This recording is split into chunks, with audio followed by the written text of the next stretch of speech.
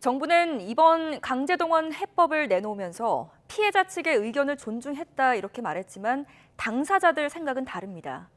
피해자 단체는 이미 추가 대응을 예고한 상황인데 법적 분쟁이라는 악순환이 이어질 것으로 보입니다. 김다은 기자가 보도합니다. 제3자 변제안에 동의하지 않는 강제동원 피해자들은 끝까지 법적 다툼을 이어가기로 했습니다.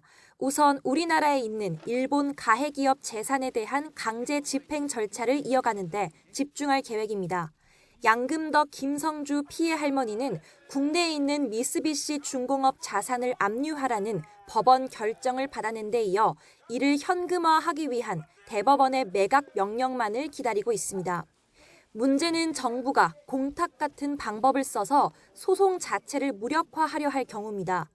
공탁은 채권자가 돈을 받길 거부할 때 채무자가 공탁소에 돈을 맡겨서 빚을 처리하는 절차로 공탁과 함께 변제가 이뤄지면 법원이 일본 자산을 강제로 처리할 이유가 사라지게 되는 겁니다.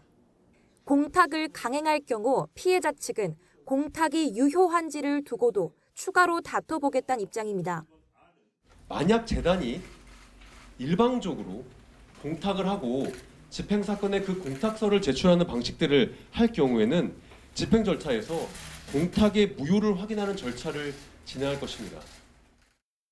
물론 반대로 심사에서 공탁이 수리되지 않을 경우 재단이 이의 신청을 통해 법원 판단을 받아보려 할 수도 있습니다. 어떤 식으로든 피해자가 원치 않는 변제가 정당한지 재단이 법률적으로 돈을 대신 지급할 자격이 있는지를 두고 다툼이 이어질 수밖에 없는 상황입니다. 피해자 단체는 추가적인 추심금 청구 소송도 예고했습니다. 일본 전범 기업과 거래 관계에 있는 회사를 상대로 돈을 받아내는 방식인데 법원 명령이 내려지면 가능합니다. 일부 피해자 측은 이미 재작년 9월 미쓰비시와 용역 계약을 체결한 회사의 지급 수수료에 대한 법원의 압류 추심 명령을 받아낸 상태입니다. 이번에 변제 대상이 된 소송은 3건으로 현재 대법원에 계류 중인 9건을 포함해 다른 사건에도 제3자 변제가 이뤄지면 법적 분쟁은 계속 파생될 수밖에 없습니다. 일본의 배상 책임이 있다는 대법원 판결에도 피해자들이 원하는 배상 현실화는 산 넘어 산입니다. YTN 김다연입니다.